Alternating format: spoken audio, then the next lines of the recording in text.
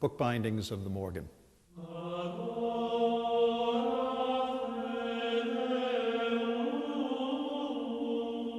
The Lindau Gospels is one of the most famous pieces in the collection of the Morgan Library and Museum. It consists of three separate pieces, in fact. The most recognizable piece, I'm sure, is the front cover, which is French work from about the 870s. And it consists of gold repoussé work. You can see how the figures are hammered out from behind, gold filigree work, all of the fittings for the various gemstones, and then the cabochon jewels, semi-precious stones, which surround the crucifixion scene and the evangelist symbols in the corners. The front cover is late 9th century. The back cover, in fact, is older. It is Celtic work, about 100 years older than the front cover, and both of them hold together a very fine Carolingian manuscript. However, what it is a pastiche put together in the late 16th century in Lindau, probably for reasons of demonstrating the importance of the location for some reason at that time. And the spine is dated 1592, so one can say with pretty good assurance exactly how old this composite is.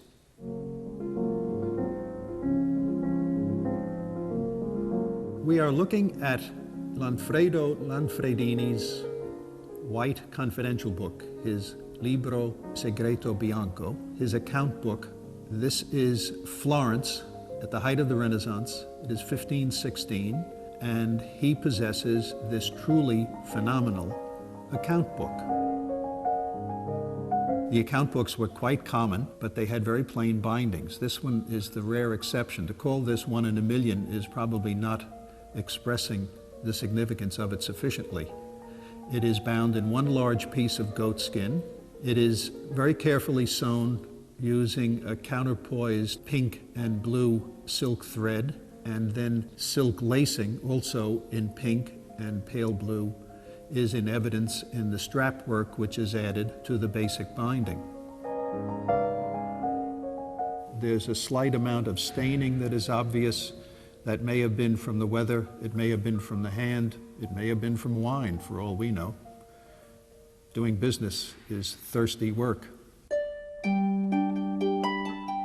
What we're looking at now is an absolutely perfect binding from late Victorian England, from William Morris's Circle. It dates to 1893, and it was created by a former lawyer named Thomas James Cobden Sanderson, who took up binding because Morris's wife, Janie, suggested to him that he would be well suited if he became a bookbinder.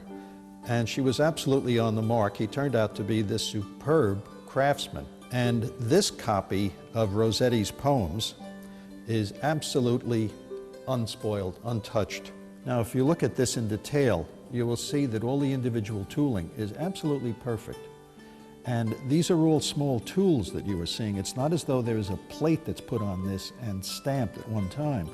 So the roses are all individual. Even the little dots that fill in the background behind the sprigs are individual pieces that are done one after another after another.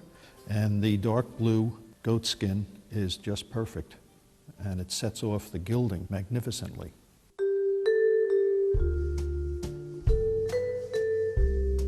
The case that we see before us now holds 5 bindings that span the 20th century, from the very beginnings of the century until the very end. The 20th century saw a huge burgeoning of bookbinding skills, particularly in France, and there were several French instances here and also instances influenced by French designers. The principal piece in the middle, which is a great signature item, is this work by Paul Bonnet from 1959. Bonnet was characteristic of French designer bookbinders, which was to say that he was a designer and his designs were carried out by crafts workers who worked at the bench, binding the book, covering it, finishing it, gilding it, and so forth. This one is designed in a style that he intended to evoke the blaze of circus lights under the big top. The binding consists basically of a large piece of black leather. It's mostly calf skin and goat skin, and the polychrome arrangement is particularly spectacular. The black serves as a background to all of it, but there is maroon, a very bright tomato red, a very pale blue, and a brilliant, absolutely perfect white. And then the gilding work is just fantastic, and it produces this psychedelic burst with the undulating waves of color and the explosion of this moving and vibrant evocation of a circus.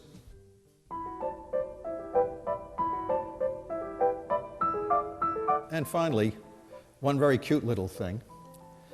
This is a peep show from Augsburg in about the 1730s, created by a man named Martin Engelbrecht. And what it does is show how a bindery works. And it's intended for children, so of course it's this small scale and you have to get down to see it properly. At first the sheets arrived and they're hammered flat, and then they're sewn together, and then they're dampened, and then they're gathered into signatures, and they're flattened and they're covered, and then a covering is put on top of the boards that hold the printed book together. And then the covering, which is probably a leather of some sort, is tooled, and you can see the steam rising from the work being done on that.